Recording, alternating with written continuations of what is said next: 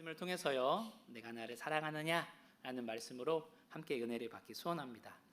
오늘 본문은요, 우리가 너무나 잘 아는 말씀이고요, 신앙생활을 하면서 수없이 들었던 말씀, 또한 많은 은혜를 받았던 말씀입니다. 하지만 또한 오늘도 이 말씀을 통하여서 주님이 주실 은혜 가운데 우리가 더 깊이 나아가기를 소원합니다. 먼저 우리가 21장 배경에 대해서 먼저 잠시 나누고자 합니다. 21장 본문 전체를 읽지 않았지만 21장을 살펴보면서 오늘 본문 말씀까지 나가기 원합니다. 십자가를 지시기 전 예수님께서는요, 먼저 갈릴리로 가시겠다고 말씀하셨습니다. 그래서 마태복음 26장 32절 말씀에 그러나 내가 살아난 후에 너희보다 먼저 갈릴리로 가리라 라고 말씀하셨습니다. 오늘 예수님과 제자가 만난 장소가 디베랴 호수인데요, 그것이 바로 갈릴리입니다. 예수님과 제자들이 처음 만났던 장소가요, 바로 갈릴리임을 우리는 잘 알고 있습니다. 그래서 마가복음 1장 6절 말씀에 갈릴리 해변으로 지나가시다가 시몬과 그 형제 안드레가 바다에 금을 던지는 것을 보시고 그들은 어부라라고 말씀하시면서 처음 제자를 만났던 그 장소 갈릴리에서 부활하신 예수님께서 다시 만나십니다. 예수님께서는 부활하시고요, 제자들을 만나러 오신 장소가 갈릴리임을 우리는 기억해야 할 것입니다. 제자들을 만나러 오신 예수님께서는요, 제자들에게 첫사랑을 떠올려 볼 수 있는 갈릴리였기 때문에 주님이 이곳에서 다시 제자를 만나시면서 처음 그 마음, 처음 그 사랑, 첫사랑에 대해서 다시 한번 회복하고자 갈릴리에서 만나신 것입니다. 예수님께서는요, 처음 제자들을 부르셨을 때와 똑같이 제자들을 부활하신 후에 찾아오신 것입니다. 그리고 처음 만났던 그 장소 갈릴리에서 오늘 제자를 만나 주십니다. 제자들은요, 밤새도록 수고하면서요, 그물을 깃고 물고기를 잡으려 노력했습니다. 하지만 잡지 못했던 그 제자들에게 예수님은 말씀하시고 제자들이 그 말씀에 순종하였더니 무거워서 들 수 없을 정도로 물고기가 가득 잡혔습니다. 처음 예수님을 만났던 제자들, 그리고 처음 예수님을 만나서 갈릴리를 시작으로 예수님과 함께했던 그 제자들은요, 모든 것을 자신 삶의 모든 것을 버리고 예수의 길을 따랐지만요, 사실은 자신들을 위하는 삶이었습니다. 어쩌면 자신의 욕망을 숨기고 예수님을 따랐을 것입니다. 이스라엘 왕으로 오신 예수님께서 높은 지위에 오르시고 왕이 되시면 좌우편에 앉기를 원했고요, 또한 예수님이 오셨을 때 예수님이 이스라엘 왕으로 되면 자기의 명예와 권세를 누리고 싶었기 때문에 처음에는 그렇게 따랐을 것입니다. 하지만 오늘 21장에 기록된 제자들의 모습은 확연히 다르고요, 처음 만났던 때와 다른 모습입니다. 그들은 자신의 모든 노력, 자신의 의로움, 자신의 결단 앞에 모든 것이 무너져 버렸고요, 그 실패한 경험들을 한 제자들은 더 이상 자신들을 믿지 않았습니다. 오직 부활하신 예수님을 믿었고요, 예수를 위해서 또한 예수를 따르는 삶이 진정한 삶임을 깨달았던 것이 바로 21절에 기록된 말씀입니다. 그리고 예수님께서는요, 제자들이 그렇게 깨닫는 삶을 실제로 살아갈 수 있도록 제자들을 위해 떡과 물고기를 손수 준비해 주셨습니다. 마치 내 살과 내 피를 먹으며 너희들이 살아가라고 말씀하신 것처럼요, 또한 오병이의 기억처럼 떡과 물고기를 주시면서 예수님의 십자가에 달려 죽으신 의미를 다시 한번 새기게 하신 것입니다. 이 일에 사도 바울은요, 로마서 5장 8절 말씀에 이렇게 기록되어 있습니다. 우리가 아직 죄인 되었을 때에 그리스도께서 우리를 위하여 죽으심으로 하나님께서 우리에 대한 자기의 사랑을 확증하셨다라고 말씀입니다. 그리고 이제 오늘 말씀이 시작됩니다. 예수님께서는요, 특별히 베드로를 향해서요, 이렇게 말씀하십니다. 요한의 아들 시몬아, 내가 나를 이 사람보다 더 사랑하느냐라고 물으시죠. 그 말씀은요, 나는 너를 여전히 끝까지 사랑하고 있다, 나는 너를 사랑하고 있는데 너 내 사랑 알고 있니? 라고 묻는 것 같습니다. 예수님은요, 너를 나를 믿느냐라고 묻지 않으셨습니다. 예수님께서는요, 너는 나를 사랑하느냐라고 물으셨습니다. 성경은요, 우리에게 하나님을 믿으라고도 말씀하시지만 하나님을 사랑하라고 명령하십니다. 그 사랑이 곧 하나님을 사랑하는 것이고 그것이 복이라고 가르치고 있습니다. 보통 많은 사람들이요, 이 말씀을 이렇게 생각할 수도 있습니다. 여기 있는 다른 제자들보다 네가 나를 더 사랑하냐, 혹은 네가 사랑이 다른 사람의 사랑보다 네가 더 크냐라고 우리는 생각할 수 있습니다. 물론 그것도 맞는 말입니다. 하지만 저는 이것보다 더 큰 의미를 이 시간 말씀드리고 싶습니다. 그 더 큰 의미는요, 베드로야, 너는 내가, 즉 네가 사랑하는 모든 것보다도 이제는 나를 사랑할 수 있느냐라는 질문인 것입니다. 자신이 갖고 있던 모든 것들, 자신의 삶, 자신의 명예, 자신이 누려왔던 모든 것보다도 이제 네가 우선시했던 것보다도 나를 더 사랑하냐는 그 질문에 예수님의 의미인 것입니다. 물고기를 잡는 일 때문에요, 베드로는 예수님을 알아보지 못했습니다. 그리고 예수님보다 베드로는요, 먹고 사는 문제에 더 많은 관심을 가졌기 때문에 예수님이 십자가에 돌아가신 후에 떠나고 자기의 삶의 터전으로 돌아갔습니다. 그렇기 때문에 베드로는 그것들보다 나를 더 사랑하느냐, 사랑하는 베드로야, 십자가를 보고 이제는 나를 더 사랑할 수 있냐라고 예수님께서 질문하고 계신 것입니다. 단순히 그냥 사랑이 아닌 너의 모든 것을 이제 내어놓고 네가 누리고 네가 먼저 우선시했던 그 무엇보다도 나를 더 사랑할 수 있냐라고 주님은 묻고 있는 것입니다.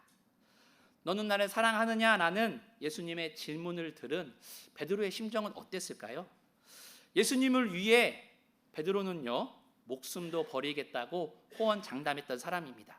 하지만 우리가 잘 아는 것처럼 가야바 뜰 앞에서 예수님이 신문당하고 고문당하며 계집종이 같은 편이다, 같은 도당이다라고 얘기했을 때 저주하고 부인하고 맹세하면서 예수님을 부인했던 사람이 바로 베드로입니다. 지금 예수님께서는요, 베드로에게 묻고 계신 겁니다. 베드로야, 너는 나를 사랑하느냐라고요.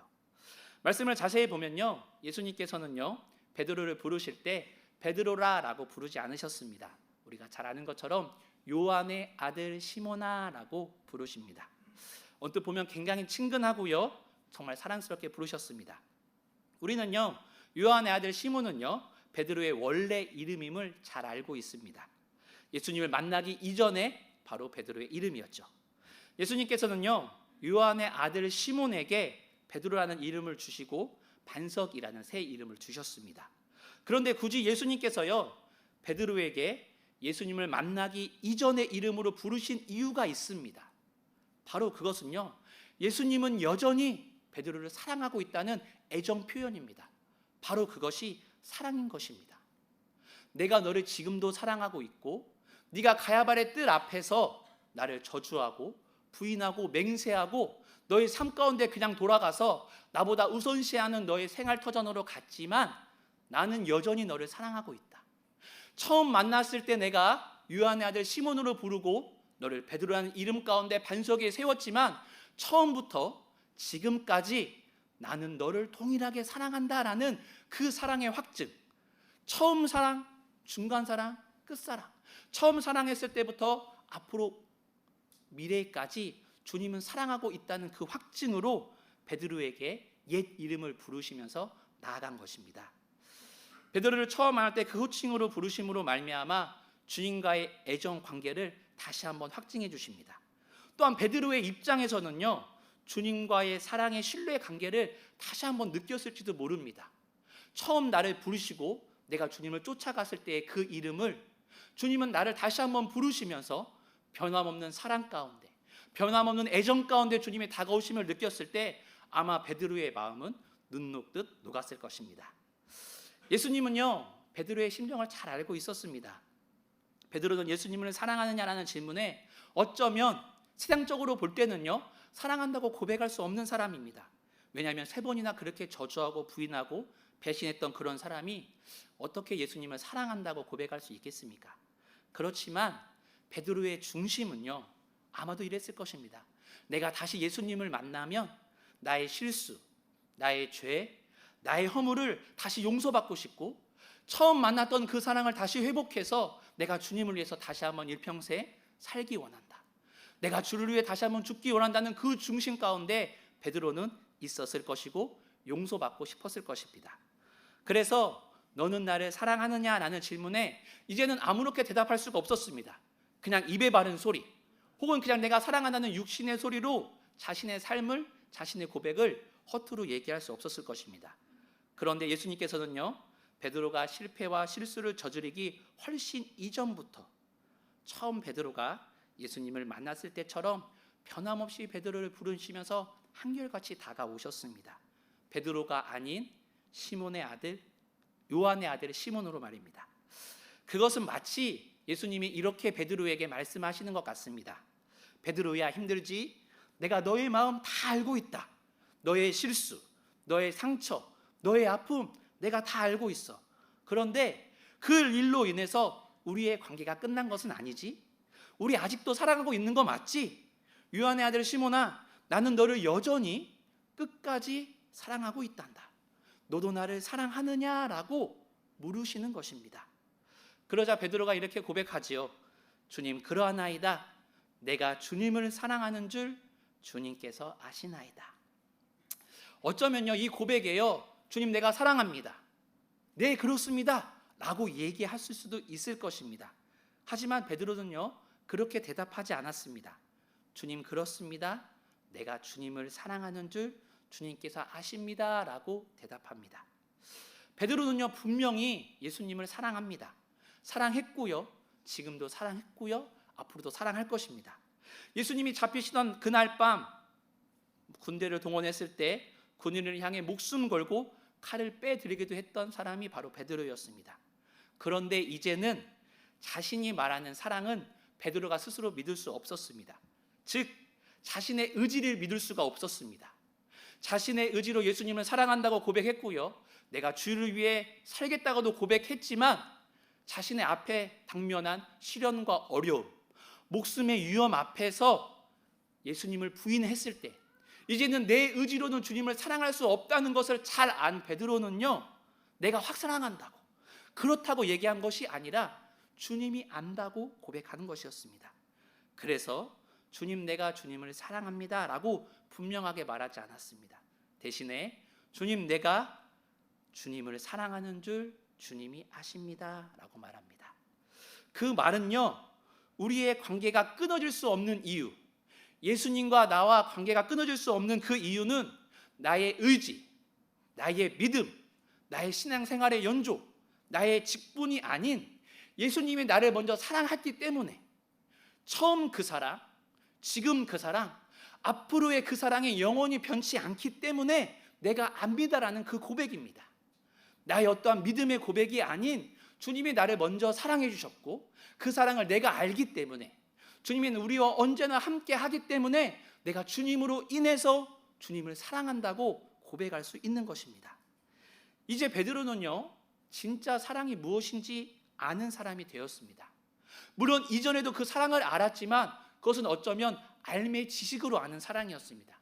예수님과 함께 가면서 가장 수제자라고 얘기하면서 동행하면서 예수님을 사랑한다고 했지만 이제는 자신을 믿지 못하는 베드로가 오늘 예수님께 고백하며 나아갈 때는 참된 사랑의 깊이를 다시 한번 깨닫고 다시 한번 더 깊이 나아갈 수 있는 참된 제자가 된 것입니다. 베드로의 사랑하나이다라는 단어는요, 현재형으로 쓰이고 있습니다. 즉 지금, 날마다, 앞으로 그렇게 계속 예수님을 사랑하는 삶을 살겠다고 베드로가 다짐한 것입니다. 정확히 이야기하면 그냥 내가 입술로만의 사랑합니다, 교회에서 사랑합니다가 아닌 내가 삶을 통해서 내가 어느 곳에 있든지 어느 위치에 있든지 내가 직장에서 교회에서 혹은 불신자와 있든지 변함없이 주님을 사랑하겠다는 그 경험의 삶을 나타내겠다는 베드로의 고백인 것입니다. 예수님은요, 두 번째 질문하시죠. 요한의 아들 시몬아, 내가 나를 사랑하느냐? 주님, 그러하나이다. 내가 주님을 사랑하는 줄 주께서 아시나이다. 또 세 번째 물으십니다. 요한의 아들 시몬아, 내가 나를 사랑하느냐? 베드로는 근심합니다. 하지만 고민합니다. 하지만 고백합니다. 주님, 모든 것을 아시오매 내가 주님을 사랑하는 줄 주께서 아시나이다. 예수님께는 말씀하시죠. 내 양을 먹이라, 내 어린 양을 치라, 내 양을 먹이라. 베드로는요, 배신자였습니다. 그리고 철저히 실패자였습니다. 성질이 불같은 사람이었습니다.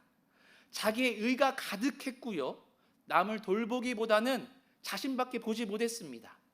자기의 생각대로, 자기의 주관대로 살았던 사람이 베드로였습니다. 그러나 우리는요, 베드로가 예수님의 말씀처럼 초대교회의 놀라운 지도자가 된 것을 너무나 잘 알고 있습니다. 부활하신 예수님께서 베드로가 실패자가 아니라 위로의 베드로가 되게 하셨습니다. 성질 급한 베드로가 아니라 이제는 복음 안에서 열정이 가득한 사람, 사람이 가득한 사람으로 변화시켜 주셨습니다. 자기의 의가 충만해서 자신밖에 모르던 베드로를 하나님의 의가 가득한 사람으로 우리 예수님께서는 만들어 주셨습니다. 베드로가 부활하신 예수님을 만난 이후에 자신의 연약함, 자신의 실수, 자신의 상처를요 위로자, 회복자, 능력으로 바꾸게 된 것입니다.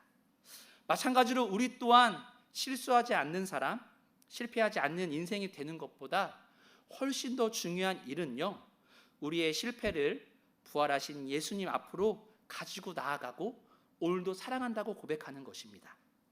약함이 강함되게 하시고요, 실패자를 위로자가 되게 하시며 상처 입은 자를 치유자가 되게 하시는 하나님을 만나고 동행하는 것이 오늘 주님이 우리에게 바라시고 원하시는 것입니다. 이 모든 것이 가능케 할 수 있었던 것이요, 바로 오늘 지금 이 시간 예수님께서 동일하게 우리에게 묻고 계신 것입니다. 내가 나를 사랑하느냐? 내가 나를 사랑하느냐? 내가 나를 사랑하느냐? 주님은요, 우리의 믿음의 연약함, 부족함, 나약함을 다 알고 계십니다. 그렇지만 오늘도 변함없이 우리에게 말씀하시는 겁니다. 베드로만이 아니라 우리 지금 베델 믿음교회 우리 모든 성도 한 사람 한 사람에게 주님이 우리에게 물으신다면 우리 각자 주님의 고백을, 우리의 사랑의 고백을 담아서 고백해 보기 원합니다. 내가 나를 사랑하느냐라는 그 질문에 지금까지도 인도해 주셨던 그 하나님, 나의 삶 가운데 역사했던 하나님은 다 다를 것입니다. 각자의 어려움도 다를 것이고요, 많은 환경도 다를 것이고요, 각자의 문제되는 문제, 고민, 염려, 많은 것들이 다 다를지 몰라도 예수님께서는요, 우리 모두에게 동일하게 말씀하시는 겁니다. 내가 나를 사랑하느냐라고 질문에 우리는 어떻게 답하시겠습니까? 우리의 믿음의 여정을 오면서요, 우리는 수없이 주님께 고백했을 것입니다. 이 설교를 많이 들으시면서요, 사랑한다고도 고백했고, 찬양하면서 말씀 가운데 또한 많은 사람들에게 하나님은 사랑이다라고 고백했을 것입니다. 하지만 오늘 이 시간 우리가 다시 한번 우리의 믿음, 우리의 사랑의 고백을 점검해 보기 원합니다. 처음 만났던 그 순수했던 사랑, 아마 주님을 처음 만났을 때 너무 기뻐서 눈물로, 희열과 감사로 했던 우리의 신앙생활이 있었을 것입니다. 시간이 흘러 지금까지 왔습니다. 물론 그 사랑이 동일하게 우리 마음 가운데 있습니다. 하지만 혹시 아직도 우리의 삶 가운데 내가 주님보다 우선시하는 것은 있지 않은지, 또한 내가 주님을 사랑한다고 고백하지만 이 예배의 장소 가운데는 주님을 뜨겁게 찬양하고 예배하고 기도하지만 우리가 이 세상 문을 향해 나아갈 때, 우리의 직장 가운데 또한 우리의 삶의 터전 가운데 내가 누구를 만나든지 내가 정말로 예수님을 사랑하는 사람으로서 말하고 행동하며 주의 사랑을 나타내고 있는지 오늘 주님이 우리에게 물으시는 것입니다. 각자 한 사람 한 사람의 모든 사정과 형편을 아시는 주님께서는요, 이미 우리의 사랑을 알고 계십니다. 하지만 우리가요, 자녀를 다 키워보시면 알았던 것처럼 자녀가 우리를 사랑한다, 부모가 아빠와 엄마를 사랑한다는 것을 알고 있습니다. 하지만 사랑한다는 그 고백을 또 들었을 때는 너무나 눈 녹듯이 마음이 녹고 자녀가 더 깊이 사랑하는 것처럼 오늘 우리가 주님을 사랑한다고 하지만 그 중심에 다시 한번 주님의 첫사랑의 감격이 회복되며 처음 만났던 베드로의 모습이 이제는 주님을 배신하고 부인했던 그 베드로에게 다시 예수님이 나타나셔서 네가 나를 사랑하느냐라고 물으실 때 그 사랑의 깊이는 아마 다를 것입니다. 우리 역시 마찬가지입니다. 우리가 오늘도 주님을 사랑한다고 고백하지만 우리의 연약함, 우리의 나약함, 또한 우리의 육신의 소욕과 죄로 인해서 어쩌면 교회 안에서만 사랑할 수도 있습니다. 어쩌면 내 사랑이 너무나 부족할지도 모릅니다. 하지만 중요한 것은 주님은 여전히 우리를 사랑하고 있다는 것입니다.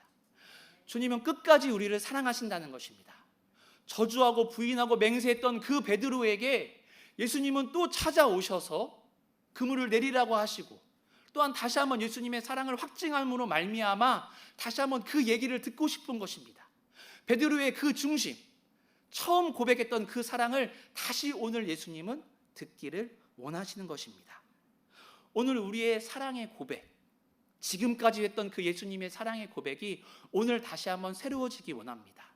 내가 입으로만 했던 고백이 아니라 마음 중심 가운데 각오와 결단을 통해서 내 사랑이 오늘보다 내일이 한 달 후가, 1년 후가 주님 오실 그날까지 우리의 사랑이 더 커져서 우리가 삶을 살아갈 때 낙심되며 절망되는 일, 자녀로 인하여 힘듦, 또 가정에 많은 문제들, 어려움들, 또한 이민 사회 가운데 많은 어려움과 시련이 있지만 그럴 때마다 주님이 찾아오셔서 네가 나를 사랑하느냐라고 고백했을 때 내가 육체에 보이는 어려움과 시험과 환난이 있을지라도 변함없이 주님을 사랑합니다.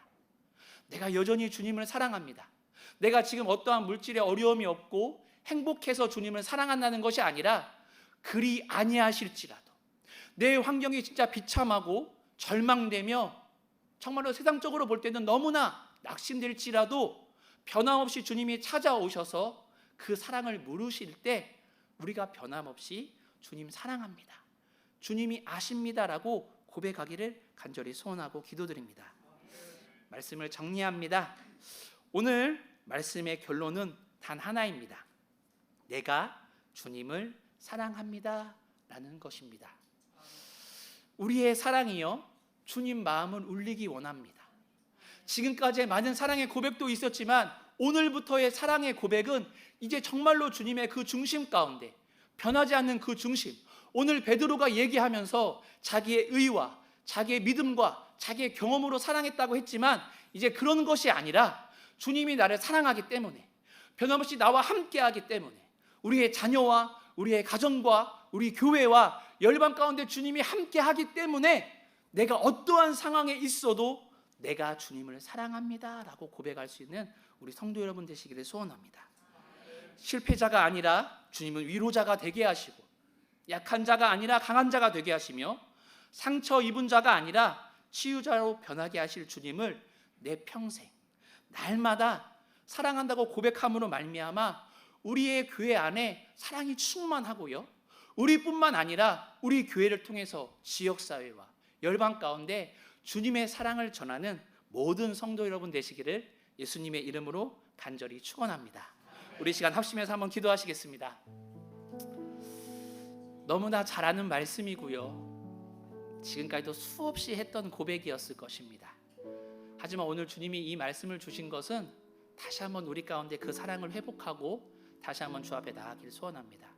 하나님, 지금까지 내가 많은 사랑을 고백했지만 정말로 주님이 나를 먼저 사랑하셨고 나를 먼저 부르셨고 나의 지금까지도 인도했던 여정 가운데 앞으로도 함께 하실 그 주님께 우리가 우리의 마음을 다해서 다시 한번 사랑한다고 고백하시면서 하나님, 어떠한 시련과 역경이 찾아올지라도 혹시 그리 아니하실지라는 상황이 올지라도 내가 변함없이 주님을 사랑하겠다고 내 믿음을 붙잡아 주시고 내 사랑의 고백을 붙잡아 주사 주님 오실 그날 주님께 가장 먼저 고백할 수 있는 이 말, 내가 주님을 사랑한다고 고백할 수 있는 우리 성도의 삶이 될 수 있도록 각자를 위해 기도해 주시고 이 사랑의 고백이 우리만 끝나는 것이 아니라 나를 통하여 가정이, 교회가, 열방 가운데 정말 이 사랑을 전할 수 있는 우리 모든 베델 믿음교회 성도 될 수 있게 해달라고 우리 시간 주여 한번 하시고 진실하고 간절하게 동성으로 합심해서 기도하시겠습니다. 하나님 감사합니다.